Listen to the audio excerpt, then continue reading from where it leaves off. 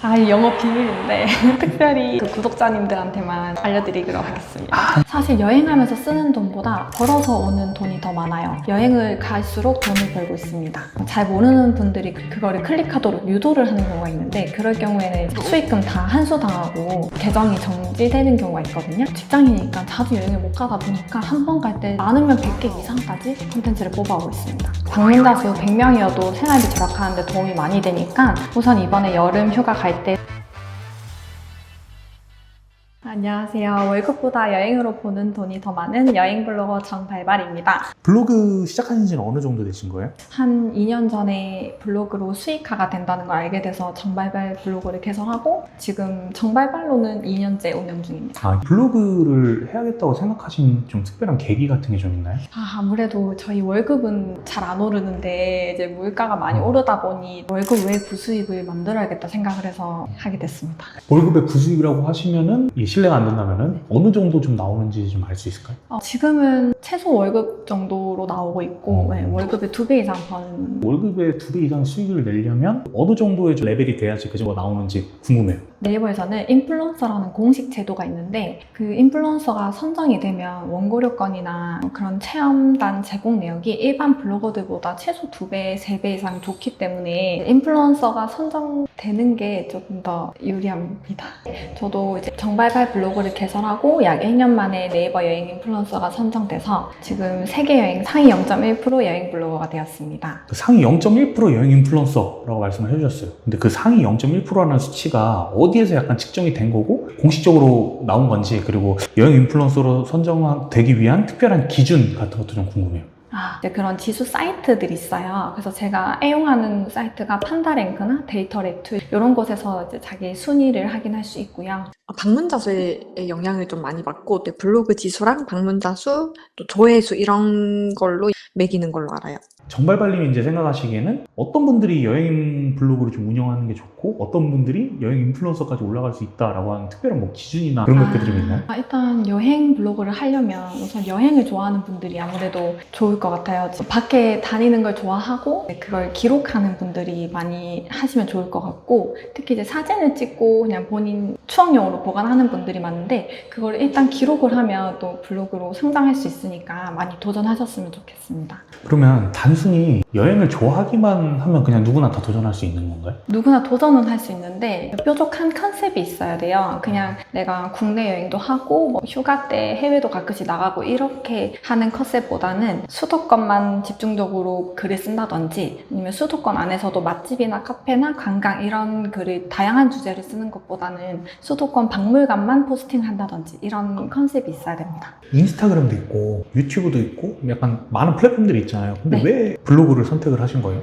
제가 지금은 계정이 없는데 옛날에 유튜브도 했었고 지금 인스타그램도 같이 키우고 있는데, 구독자나 팔로워 모으는 게 쉽지 않고, 지금 인스타그램 같은 경우에도 영상 하나가 70만 뷰가 넘는데 뭐 체험단이나 당장의 부수입으로 찍게 되는 게 없고, 반면 블로그는 타 플랫폼보다는 진입 장벽이 낮고 방문자 수가 100명만 나와도 체험단 선정이 빠르게 되는 편이라서 블로그를 선택했습니다. 여행 블로거나 여행 유튜버 같은 그 여행 인플루언서라고 하면 주력 컨텐츠가 여행인 거잖아요. 근데 결론적으로 이제 여행 가려면 돈이 좀 많이 필요하잖아요. 근데 항공권이나 숙소만 해도 시즌마다 가격이 좀 천차만별이고, 거기서 들어가는 식비나 이런 것들을 좀 생각하면은 엄청 자주 나가기에는 좀 부담스러울 것 같아요. 정발발님은 1년에 해외나 국내 여행은 몇 번 정도 가시는 거예요? 해외여행은 2달에 한 번, 1년에 최소 6번 이상은 가고 있고, 국내 여행은 1, 2주에 한 번씩 가고 있습니다. 그렇게 나가기에는 또 돈이 많이 부담이 될 것 같아요. 그럼 그 비용들은 또 어떻게 충당을 하시는 거예요? 아무리 그거 월급의 2배 정도 지금의 수익을 낸다고 하더라도 어쨌든 계속 나가두고 하다 보면은 돈이 되게 많이 들 것 같은데, 이런 비용들은 또 어떻게 충당하나 좀 궁금해요. 사실 여행하면서 쓰는 돈보다 벌어서 오는 돈이 더 많아요. 그리고 또 실제로 갔을 때 뭐 호텔이나 투어나 이런 것도 협찬을 받고 있어서 여행을 갈수록 돈을 벌고 있습니다. 여행 블로그를 많이 운영한다고 했을 때 거기서 수익이 발생하는 과정이라던가 방식 같은 게 좀 궁금하거든요.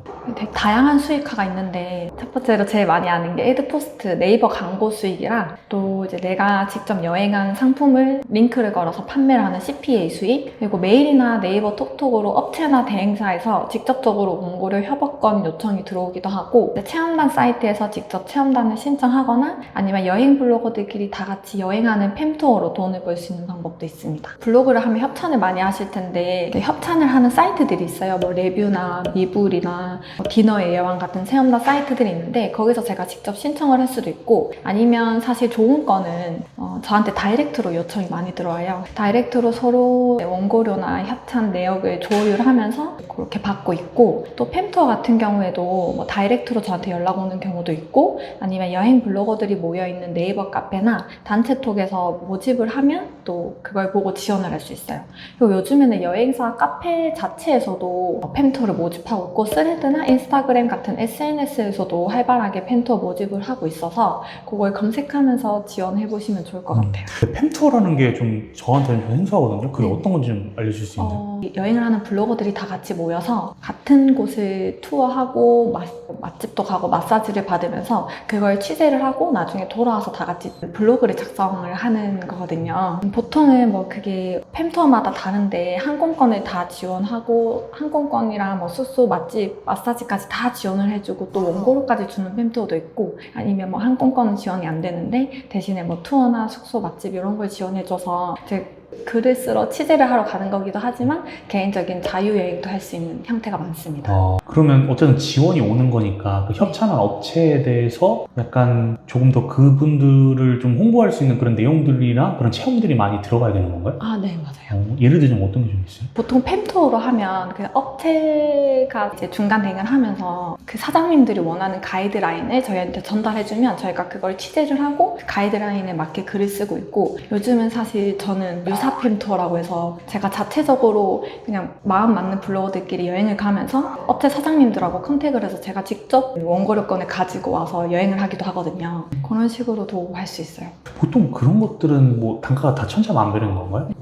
그거 블로그 역량에 따라 그리고 또 블로거들이라도 방문자 수가 똑같더라도 그 예를 들어서 후쿠오카 맛집을 간다고 하면 후쿠오카 맛집을 상위 노출할 수 있는 블로거가 있고 거기에 대해서 전혀 상위 노출을 못하는 블로거들이 있거든요. 그래서 기존에 내가 노출했던 이력이랑 키워드를 잘 상위 노출할 수 있는지에 대한 능력에 따라서 원고료가 좀 달라지고 있습니다. 애드포스트 이것도 좀 디테일하게 궁금해요, 이 노하우. 애드포스트가 그 광고 링크를 클릭하거나 그 링크를 클릭해서 실제로 구매를 하는 경우에 네이버 측에서 수수료를 받는 건데 잘 모르는 분들이 그거를 뭐 서로 광고 링크를 클릭해서 하는 품앗이를 하는 경우도 있고 그거를 클릭하도록 유도를 하는 경우가 있는데 그럴 경우에는 수익금 다 환수당하고 그 한동안 계정이 정지되는 경우가 있거든요. 그래서 그렇게 하시면 위험하고 애드포스트는 사실 내가 방문자 수가 많이 나와야 그게 광고 자체가 많이 노출되기 때문에 블로그를 성장시키는 게 제일 좋은 방법입니다. 근데 나는 지금 아무것도 없어. 완전히 그냥 황무지야. 라고 이제 가정을 했을 때 여행 블로그를 키우려면 이제 뭐부터 시작을 해야 되는지 그것도 좀 궁금해요. 뭐 글을 어떻게 써야 되고 뭐 처음에는 컨셉 어떻게 잡아야 되고 이런 거에 대한 간략한 프로세스 같은 게 좀 궁금하거든요. 우선 이게 어떤 블로거가 되고 싶은지를 먼저 결정을 하셔야 되는데 그 여행 갔을 때 마사지도 받고 맛집도 협찬받는 그런 생활비를 절감하는 블로거가 되고 싶은지 아니면 오래 걸리더라도 현금으로 부수익을 벌고 싶은지 그 경로에 따라서 하는 방법이 다르거든요. 만약에 이제 현금 부수익을 하고 싶다고 하면 일반 뭐 맛집이나 카페를 리뷰하는 것도 좋지만 그 여행지에 대한 자세한 정보를 적어주는 게 좋아요. 예를 들면 일본에 여행을 간다고 하면 사람들이 가장 궁금해하는 게 일본에 입국 심사를 하는지 주류 면세 한도도 어떻게 되는지 이런 게 궁금하거든요. 그런 것들을 자세하게 또 정리를 해주면 방문자 수도 오르고 블로그도 성장할 수 있어요. 전발발님 블로그를 제가 이제 인터뷰하기 전에 봤는데 이게 글이 올라오는 빈도수가 잦으신 것 같더라고요. 그 한 번 여행지를 갔을 때 콘텐츠 소스를 몇 개를 뽑아 오시는지 그게 좀 궁금하거든요. 저는 일단 직장이니까 자주 여행을 못 가다 보니까 한 번 갈 때 그래도 못해도 30개에서 50개 정도는 뽑아오고 있어요.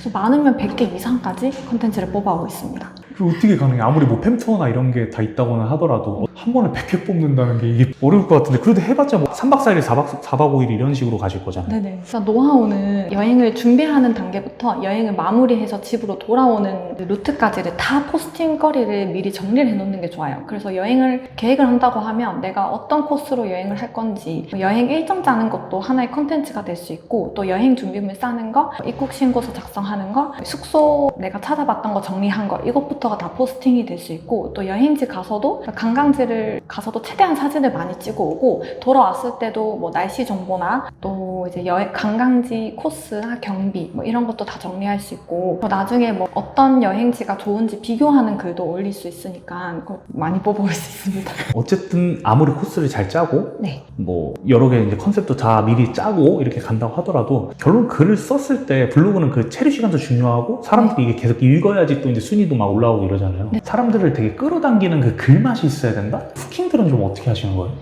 근데 이게 블로그가 인스타랑 유튜브 같은 플랫폼처럼 강력한 후킹을 쓰는 분들이 많지는 않으시거든요. 그 대신에 내 블로그 포스팅을 이분들이 왜 검색을 해서 왜 보게 됐을까? 검색자의 의도를 파악을 해서 글을 써주는 게 중요해요. 그래서 예를 들면 일본 후쿠오카 맛집을 검색을 한다고 하면 이 후쿠오카 맛집이 진짜 맛있는지, 그리고 왜 가야 되는지, 이 웨이팅을 감수하고서라도 왜 가야 되는지를 궁금해 하시잖아요. 그래서 처음에 저는 후킹으로 제가 후쿠오카를 6번을 갔는데 이 음식점은 2번 또 간 집이다 이런 식으로 적고, 그래서 웨이팅을 하더라도 꼭 드셔야 되는 곳이다 라고 하면 이분들이 왜 그럴까 하면서 끝까지 보게 되거든요. 그래서 검색 의도에 맞는 글을 써주는 게 좋을 것 같습니다. 뭐 여행 코스도 정한다고 하셨잖아요. 그럼 코스들이 저장된 거 있나요 혹시?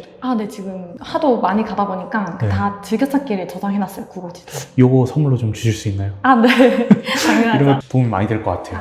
여행 블로그 하면 또 사진이잖아요. 예쁜 사진들. 약간 속히 말하는 그 여행 뽐뿌가 오는 그런 사진들을 많이 찍어야 될 것 같다는 생각이 드는데, 또 저도 실제로 정발발님 블로그 보니까 진짜 사진 잘 찍으시더라고요. 정발발님의 여행 인생샷 남기는 팁 같은 게 좀 있을까요?